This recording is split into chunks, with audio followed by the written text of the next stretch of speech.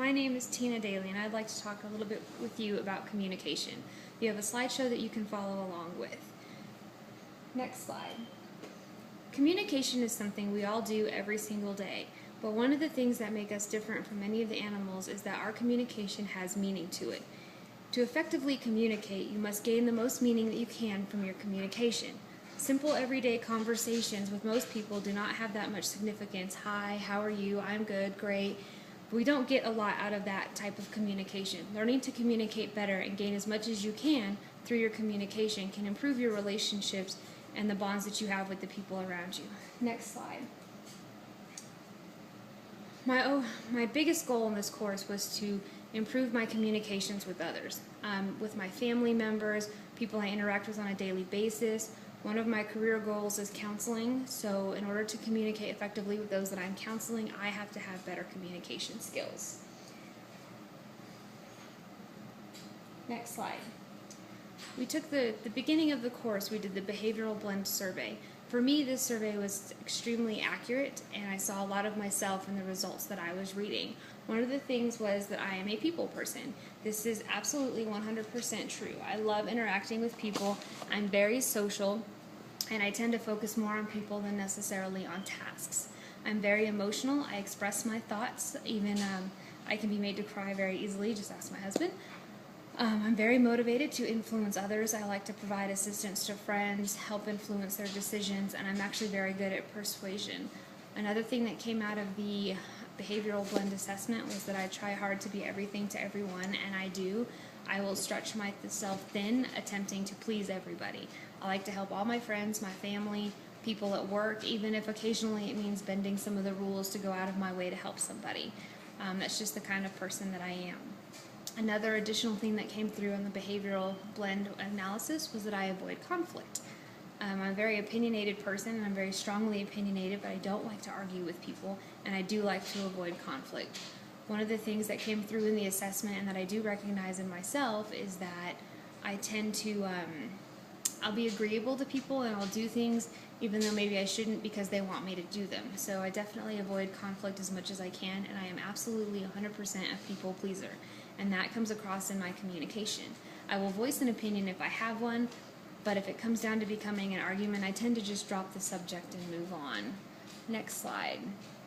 I have a strong desire to be liked. People that like to be liked kind of interact well with others, but they communicate in such a way that is the same way the other person is communicating.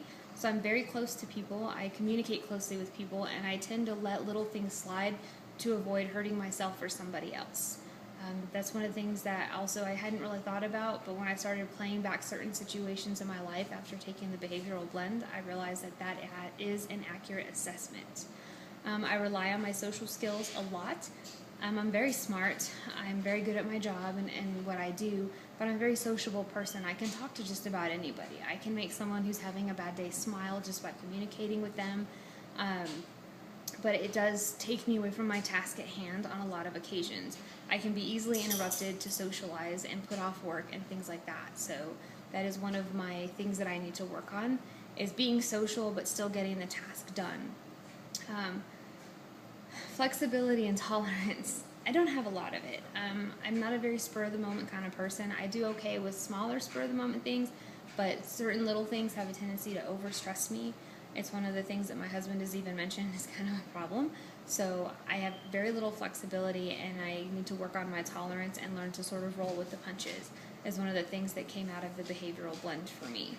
So my communication skills, I socialize well, but I think that I can gain more out of my communication if I'm aware of the fact that I have a desire to be liked, and just communicate the real me and who I am, and put that desire to be liked aside. I do have a lot of friends, so there's not really a need to find people, because I get along with a lot of types of people, and I'm a very amicable person, so there's not really a need to work on that much as be myself and kind of roll with the punches and let things go a little bit. And that has to come through in my communication as well, the type of person that I am. Next slide. I'm easily stressed, so one of the ways that I can cope with this is take more time to process what I'm hearing and only take on what I can. I tend to be short I'm very scatterbrained. I do a lot of things at one time, so taking on only what I can handle and processing what people say will help relieve some of my stress, and also communicating what I need with other people so that they can assist me in the things that I need will also help with one of the barriers that I have. Flat brain came up in the text that we were reading throughout this course, and me being a very emotional person, I tend to have flat brain a lot.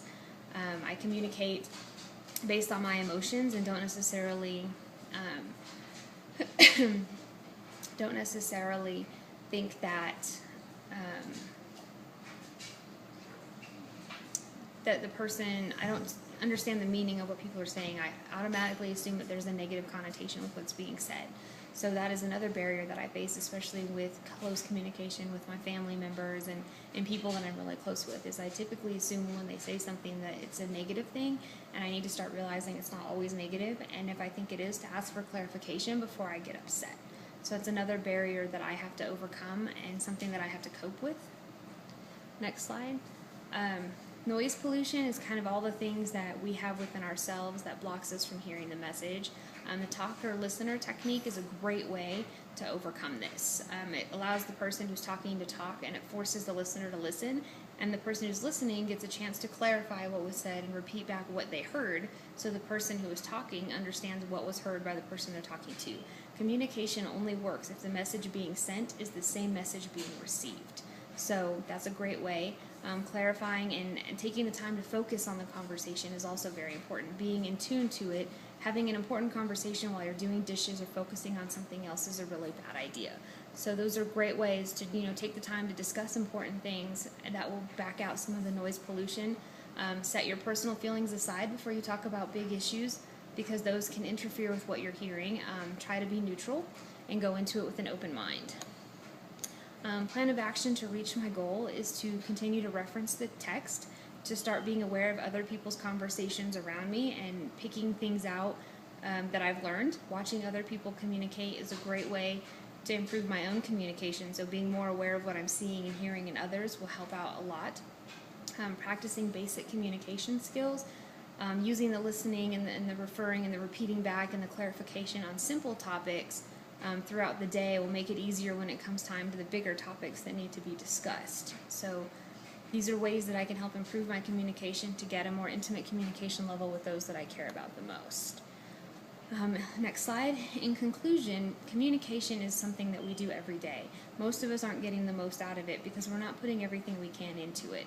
So putting more into it will give us more back out of it. It's very important to work on our communication, not let our emotions overwhelm us, so that those conversations that we do have with the people around us will become more meaningful and we can build stronger relationships. Thank you very much.